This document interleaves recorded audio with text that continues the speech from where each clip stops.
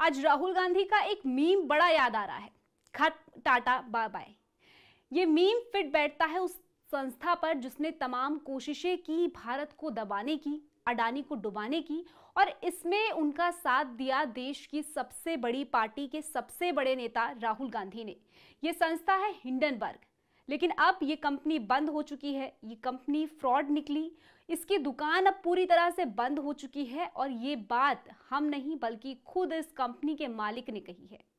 आज आपको बताएंगे कि हिंडनबर्ग ने कैसे पूरी दुनिया को बेवकूफ बनाया और इस कंपनी के ठेकेदार राहुल गांधी अब कैसे अपना मुंह छिपाते फिर रहे हैं।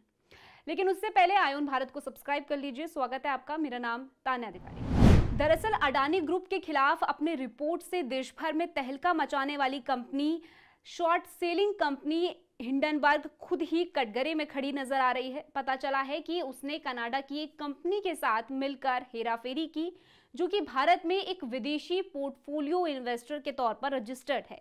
असल में कनाडा की हेड फंड एंसन फंड और अमेरिकी शॉर्ट सेलर हिंडनबर्ग रिसर्च अपनी मिलीभगत और आरोपों के चलते जांच के घेरे में है।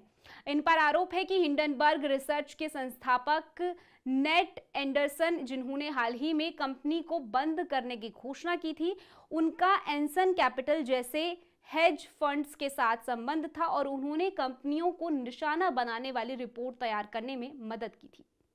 ये वही कंपनी है जिसने गौतम अडानी को अरबों डॉलर की चपत लगाई थी। इस कंपनी ने जनवरी 2023 में एक रिपोर्ट पब्लिश की थी जिसमें अडानी ग्रुप पर कई तरह के आरोप लगाए गए थे, लेकिन अडानी ग्रुप ने इन कंपनी के आरोपों को पूरी तरह से गलत बताया था। हालांकि इससे ग्रुप के मार्केट कैप में भारी गिरावट आई थी, लेकिन अडानी ग्रुप ही इकलौती नहीं है जो कि इस फर्जी कंपनी के निशाने में आई। असल में अपनी शॉर्ट सेलिंग के लिए बदनाम हिंडनबर्ग रिसर्च ने अडानी के अलावा कई और अरबपतियों को भी भारी नुकसान पहुंचाया।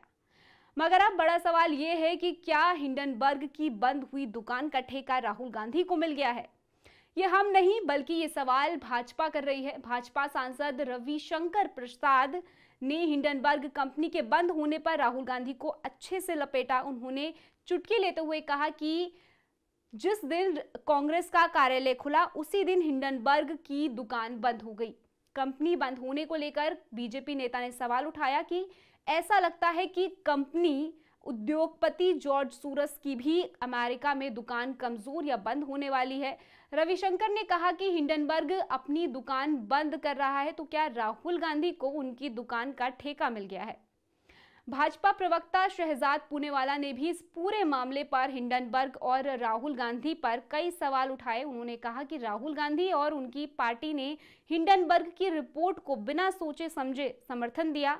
उन्होंने सवाल उठाया कि हिंडनबर्ग से रिपोर्ट आने के तुरंत बाद कांग्रेस सांसद ने हंगामा करती रही, लेकिन असल में हिंडनबर्ग सुपारी लेकर देश की अर्थव्यवस्था के खिलाफ काम कर रहा था। उनकी कोई विश्वसनीयता नहीं थी और अब उन पर ताला लग चुका है। सुप्रीम कोर्ट ने भी इस मामले पर ध्यान दिया है। उन्होंने कहा कि क्या राहुल गांधी और कांग्रेस देश से माफी मांगेंगे? लेकिन राहुल गांधी, जिनको लेकर अब इतनी सारी बातें हो रही है, जिन्हें हिंडनबर्ग की रिपोर्ट को लेकर संसद सत्र में इतना हल्ला मचाया, इस हर सत्र के दौरान राहुल गांधी इसी कंपनी की रिपोर्ट को लेकर भाजपा और अडानी ग्रुप पर सवाल उठाया करते थे। अब क्योंकि ये कंपनी फर्जी निकली है, इस कंपनी का पूरा पर्दाफाश हो चुका है, ये कंपनी झूठी निकली, इसका हर एक जो है खुलासा हुआ है हर बात का, तो क्या राहुल गांधी इस पर एकदम चुप रहेंगे? क्या राहुल गांधी को नहीं है कि वो सामने आए और मीडिया के सामने इस कंपनी को लेकर अपनी बात कहे? राहुल जी से सवाल ये है कि जब इस कंपनी ने, हिंडनबर्ग ने अडानी ग्रुप को लेकर अपनी रिपोर्ट पब्लिश की थी, तब तो राहुल गांधी और उनकी पूरी पार्टी ने कोई मौका नहीं छोड़ा देश को बदनाम करने का और देश के खिलाफ बोलने का। तो अब राहुल गांधी को भी सामने आकर इस मामले पर अपनी प्रतिक्रिया देनी चाहिए और देश से माफी मांगनी चाहिए। लेकिन राहुल गांधी ऐसा नहीं करेंगे क्योंकि असल में ये उनकी पुरानी आदत है। वो कुछ भी बोलने से पहले कुछ नहीं सोचते हैं। उनका मकसद सिर्फ प्रधानमंत्री मोदी और उनकी पार्टी भाजपा को निशाना बनाना है और इसके लिए वो किसी भी हद तक चले जाते हैं, फिर चाहे वो काम देश के खिलाफ भी क्यों ना हो। और यही कारण है आज उनकी स्थिति का। पूरी खबर को लेकर आपकी क्या कुछ राय है कमेंट सेक्शन में जरूर बताइएगा। बाकी देश और दुनिया की ऐसी खबरों के लिए आप देखते रहिए आईऑन भारत।